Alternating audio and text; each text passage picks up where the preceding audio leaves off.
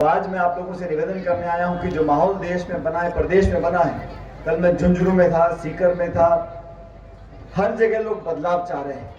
10 साल से वही भाषण, वही जुमले, वही नारे, वही अखबार, वही टेलीविजन, वही इश्तिहार, वही व्हाट्सएप मैसेज देख देख के लोग थक चुके हैं। और बीजेपी की सरकार ने 10 सालों में एक ऐसा वातावरण देश में बनाया है जहां प्रतिशोध की राजनीति हो रही है, बदले की भावना से राजनीति हो रही है, विपक्ष की आवाज को कुचलने का काम किया जा रहा है, कांग्रेस पार्टी के खाते सीज कर रहे हैं और चुनावी बॉन्ड्स के माध्यम से हजारों करोड़ रुपए भाजपा ने लिए।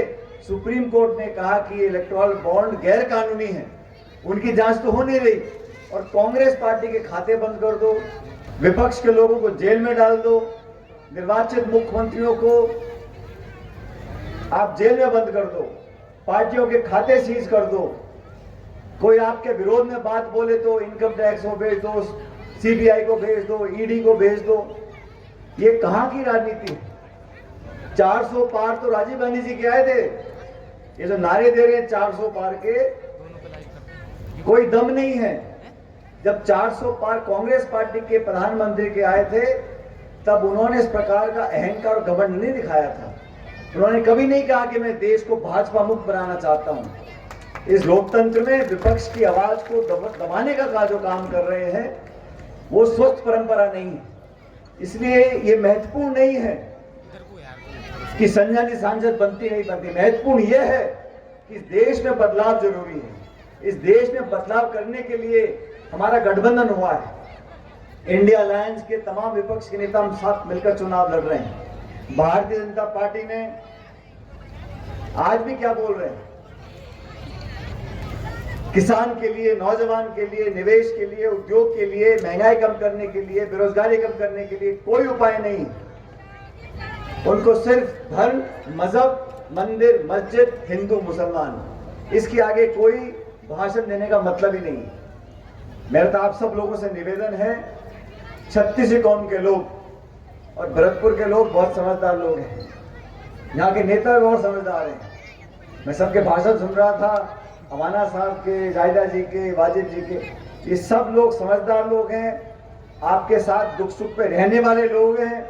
इसलिए मेरा आप सबसे निवेदन है, हमारी उम्मीदवार बेचारी गर्मी में लाभ नहीं कर रही यार, मैं देख रहा 2 दिन फसल और काट रही है, और बाप मुझे क्या चाहते हो तुम मुझसे यार? आपके बीच में रह रही है, आपकी अपनी बनकर रहेगी। और जो दूसरे उम्मीदवार है, मैं तो किसी के खिलाफ कभी बोलता नहीं हूं, लेकिन आप अच्छी तरह जानते हो वो भी उम्मीदवार है, ये भी उम्मीदवार है, और ये मुकाबला दोनों पार्टी के बीच में होता है, बीजेपी और कांग्रेस। बाकी छोटे मोटे कोई और भी दल लड़ रहे होंगे, मेरे ख्याल कोई मतलब नहीं, वो तो वोट काटने के लड़ रहे हैं। हम लोगों को 19 तारीख को कांग्रेस पार्टी को जिताना है और इस देश में, प्रदेश में एक ऐसी राजनीति स्थापित करनी है जो सबको जोड़ कर रखे। आज दरार डालने का काम करते हैं, भाई को भाई से लड़ाने का काम करते हैं।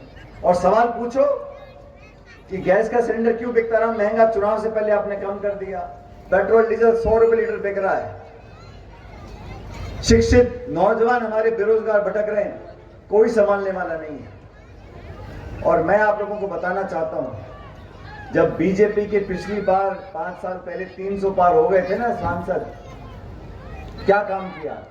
3 काले कानून बनाए किसानों के खिलाफ, नोटबंदी कर दी, जीएसटी लागू कर दी, मुख्यमंत्री को जेल में डाल रहे हैं। ये हाल उनके तब है जब 300 पार है, और कभी 400 पार हो गए तो अब कल्पना करो क्या होगा। इसलिए बहुत सोच समझकर हमारे देश में जो संवैधानिक संस्थाएं हैं उनकी विश्वसनीयता पर जो आक्रमण हो रहा है, उनकी पारदर्शिता पर जो आज प्रश्न चिन्ह लग रहे हैं, वो बहुत चिंता का विषय है। लोकतंत्र का मतलब ये नहीं है कि मैं वोट डालने का अधिकार मिल गया। लोकतंत्र का मतलब होता है कि जवाबदेही होनी चाहिए। 147 सांसदों को एक दिन में आप निलंबित कर दो और पीछे से कानून बनाते रहो, ये कहां का लोकतंत्र है? संस्थाओं को कमजोर कर दो, अफसरशाही को, चुनाव आयोग को, सारी संस्थाओं को, ब्यूरोक्रेसी को। हम लोग चाहते हैं इस देश के अंदर जमहूरियत मजबूत रहे, हमारे गणतंत्र में जो लोकतंत्र की जड़ें इतनी मजबूत हैं वो वैसी बनी रहें।